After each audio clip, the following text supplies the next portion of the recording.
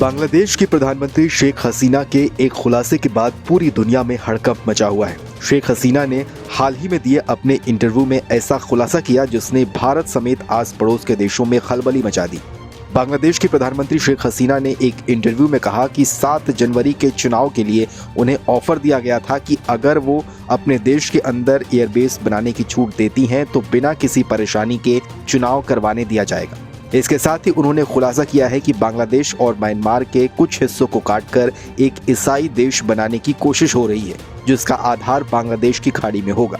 हालांकि शेख हसीना ने यह नहीं बताया कि किस देश ने उन्हें ये ऑफर दिया था, लेकिन उन्होंने ये जरूर हिंट दिया है कि एक श्वेत व्यक्ति की तरफ से उन्हें ये ऑफर दिया गया था।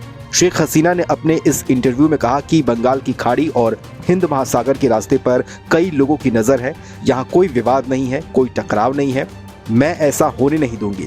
हालांकि अब इस बात की पुष्टि हो चुकी है कि शेख हसीना अमेरिका पर निशाना साध रही थी। आपको बताएं तो बांग्लादेश में बीते कुछ समय से राजनीतिक अस्थिरता पैदा करने की कोशिश की जा रही है। बांग्लादेश में चुनाव के दौरान दावा किया जा रहा था कि दूसरे देशों की तरफ से बांग्लादेश में चुनाव को प्रभावित करने की कोशिश हो रही है।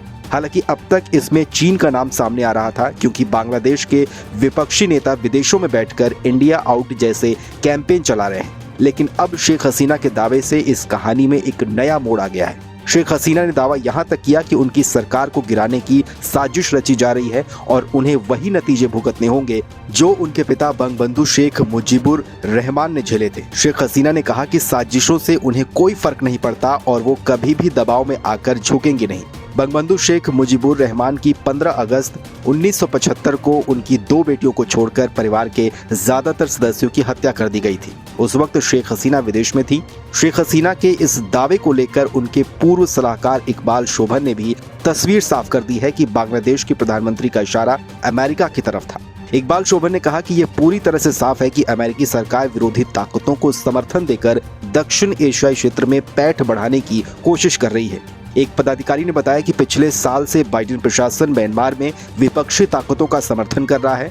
बांग्लादेशी सैन्य अधिकारियों ने बताया कि अमेरिका की कई सालों से बांग्लादेश के सबसे दक्षिण में स्थित छोटे से द्वीप सेंट मार्टिन पर नजर है। महज 3 किलोमीटर के क्षेत्रफल वाले इस द्वीप पर अमेरिका अपना नौसेना बेस बनाना चाहता है, जिससे कि अमेरिका दक्षिण एशिया में अपनी मौजूदगी को बढ़ा सके। लेकिन बांग्लादेश की तरफ से अमेरिका की इस महत्वाकांक्षा का विरोध किया जाता है। बांग्लादेश इसे अपनी संप्रभुता पर खतरा मानता है। ऐसे में अब माना जा रहा है कि शेख हसीना के इस नए दावे से अमेरिका और बांग्लादेश के बीच तनाव बढ़ सकता है।